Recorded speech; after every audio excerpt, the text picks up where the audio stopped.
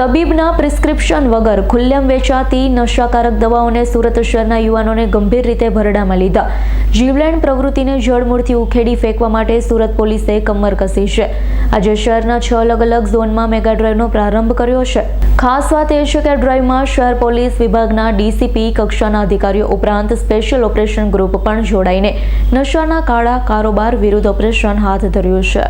સુરત શહેરમાં 6 દિવસ પૂર્વે રાજ્ય મોનિટરિંગ સેલની ટીમે ગોડાદરા વિસ્તારમાં આવેલી મન સરોવર સોસાયટીમાંથી 3.44 લાખની કિંમતના 1912 કોડીન સિરપની બોટલો જપ્ત કરી 2 ઈસમોને વોન્ટેડ જાહેર કર્યા. આ ઘટનાએ સુરત પોલીસની કામગીરી પર સવાલો ઊભા કર્યા હતા. નશાકારક દવાનો વેચાણની ગંભીરતા છતી કરી હતી. આ જ ઘટના બાદ સુરત પોલીસ એક્શન મોડમાં આવી ગઈ છે. સુરત શહેરના કેટલાક મેડિકલ સ્ટોરના સંચાલકો ડોક્ટરના પ્રિસ્ક્રિપ્શન વગર નશાયુક્ત દવાનું વેચાણ કરી રહ્યા હોવાની ચોક્કસ બાતમી પોલીસને મળી હતી. માહિતીના આધારે નશાના દૂષણને રોકવા માટે એક વિશેષ મેગા ડ્રાઈવની રૂપરેખા તૈયાર કરવામાં આવી હતી. આ ડ્રાઈવ અંતર્ગત સુરત શહેરના તમામ 6 પોલીસ ઝોનમાં પોલીસની ખાસ ટીમ એસઓજીના જવાનો દ્વારા મેડિકલ સ્ટોર પર આકસ્મિક દરોડા પાડવામાં આવી રહ્યા છે. આ ટીમ દ્વારા મેડિકલ સ્ટોરમાં રહેલા નશાયુક્ત દવાઓના સ્ટોકની ઝીણવટભરી તપાસ કરવામાં આવી રહી છે. વેચાણના રેકોર્ડ, સ્ટોક રજિસ્ટર અને પ્રિસ્ક્રિપ્શનની ચકાસણી પર વિશેષ ધ્યાન કેન્દ્રિત કરવામાં આવી રહ્યું છે. પોલીસનું લક્ષ્ય આવા મેડિકલ સ્ટોરને શોધી કાઢવાનું છે જે કાયદા ઉલ્લંઘન કરી યુવાનોને નશાના રવાડે ચડાવી રહ્યા છે. ડીસીપી કક્ષાના અધિકારીઓ દ્વારા સમગ્ર મેગા ડ્રાઈવનું સીધું સુપરવિઝન કરી રહ્યા છે. તેમનો સ્પષ્ટ આદેશ છે કે પ્રિસ્ક્રિપ્શન વિના નશાકારક દવાઓ વેચતા કોઈ પણ વ્યક્તિ કે મેડિકલ સ્ટોર સંચાલકને બક્ષવામાં આવશે નહીં. તેમની સામે કાયદેસરની કડક કાર્યવાહી કરવામાં આવશે. ગુનો નોંધી ધરપકડ અને લાયસન્સ રદ કરવા સુધીના પગલાંનો સમાવેશ થાય છે. તો એસઓજીના ડીસીપી દિગ્વિજયસિંહ નકુમે ડ્રાઈવ અંગે જણાવ્યું હતું. શહેરમાં નશાખોરી એક ભયાવહ સમસ્યા બની રહી છે. ખાસ કરી યુવાનો ભોગ બની રહ્યા છે. મેડિકલ સ્ટોર દ્વારા પ્રિસ્ક્રિપ્શન વગર નશાકારક દવાનું વેચાણ આ સમસ્યાને વધુ ગંભીર બનાવી રહ્યું છે.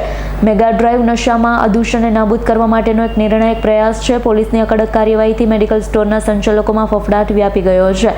સુરત શહેરના નાગરિકો પણ પોલીસની આ પહેલને આવકારી રહ્યા છે. આશા રાખી રહ્યા છે કે આ મેગા ડ્રાઈવ નશાના કાળા કારોબાર સંપૂર્ણપણે અંકુશ લાવી શકાશે. શહેરને નશામુક્ત બનાવવામાં મદદરૂપ થશે. સુરત શહેર પોલીસે ડોક્ટરના પ્રિસ્ક્રિપ્શન વગર નશાકારક સિરપનું વેચાણ કરતા મેડિકલ સ્ટોર સામે કડક કાર્યવાહી હાથ ધરી છે. ફૂડ એન્ડ ડ્રગ્સ વિભાગને સાથે રાખી શહેરભરના મેડિકલ સ્ટોર પર વ્યાપક સર્ચ ઓપરેશન ચલાવવામાં આવ્યું હતું. સર્ચ ઓપરેશનમાં ડીસીપી કક્ષાના 6, એસીપી કક્ષાના 12, પીઆઈ કક્ષાના 36, પીએસઆઈ કક્ષાના 40 અને હેડ કોન્સ્ટેબલ, પોલીસ કોન્સ્ટેબલ મળી 350થી વધુ પોલીસ કર્મીઓ જોડાયા. સુરત શહેર પોલીસે કુલ 3300થી વધુ મેડિકલ સ્ટોર પર ચેકિંગ હાથ ધર્યું. સુરત શહેરના માનનીય પોલીસ કમિશનર શ્રી અનુપમસિંહ ગેહલોત દ્વારા એક સુરત શહેરની સમગ્ર પોલીસની એક ડ્રાઈવ રાખવામાં આવેલી.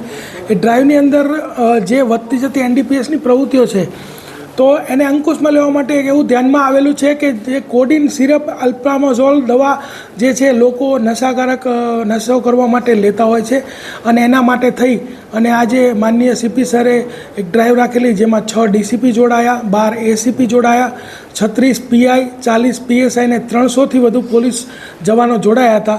સમગ્ર સિટીની અંદર એક સાથે એસઓજી અને ઝોનની તમામ ટીમોએ એક સાથે કાર્યવાહી કરી અને ટોટલ 333 જે સ્થળો છે મેડિકલ સ્ટોર એની અંદર સરપ્રાઇઝ ચેકિંગ હાથ ધરવામાં આવ્યું અને એ લોકોને સખતમાં સખત શબ્દોમાં કહેવામાં આવ્યું કે જે કોડીન સિરપ અને જે અલ્પામાઝોલ જે દવાઓ જે કંઈ પ્રતિબંધિત દવાઓ છે એને કોઈપણ રીતે ગેરકાયદેસર રીતે પ્રિસ્ક્રિપ્શન વગર અથવા તો વધુ માત્રામાં મંગાવીને વધુ જથ્થો જો કોઈને આપશે તો એ દવાના દુકાનદારો વિરુદ્ધમાં ફૂડ એન્ડ ડ્રગ્સ એક્ટ અને એનડીપીએસ એક્ટ મુજબ કાર્યવાહી કરવામાં આવશે.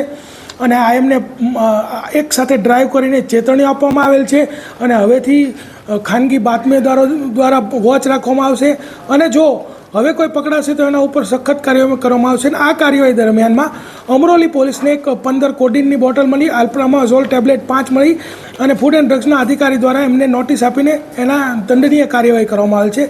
તે ઉપરાંત એસઓજી દ્વારા પુણા પોલીસ સ્ટેશનમાં આશાપુરા મેડિકલ સ્ટોરની અંદર 93 બોટલ જે કોડીનની મળેલ છે અને એને ટ્રેપ કરીને પકડવામાં આવેલ છે. ફૂડ એન્ડ ડ્રગ દ્વારા કાર્યવાહી ચાલુમાં છે. અત્યાર સુધીમાં આવા 45 કેસો કરવામાં આવેલા છે અને જેના પણ કેસો કરવામાં આવ્યા છે એના તમામ ફૂડ એન્ડ ડ્રગ્સ દ્વારા લાયસન્સો રદ કરવામાં આવેલા છે. પરંતુ હવે આ કાર્યવાહી વધુ સખત બનશે. માત્ર લાયસન્સ રદ કરવાથી વાત પતી નહીં જાય. એમના વિરુદ્ધમાં એનડીપીએસ એક્ટ તેમજ ફૂડ એન્ડ ડ્રગ્સ એક્ટ જે છે એના વિરુદ્ધ કાર્યવાહી કરવામાં આવશે. Bureau report S9 news Surat. અમારી તમામ માહિતીથી અપડેટ રહેવા માટે જોડાયેલા રહો S9 ન્યૂઝ સાથે.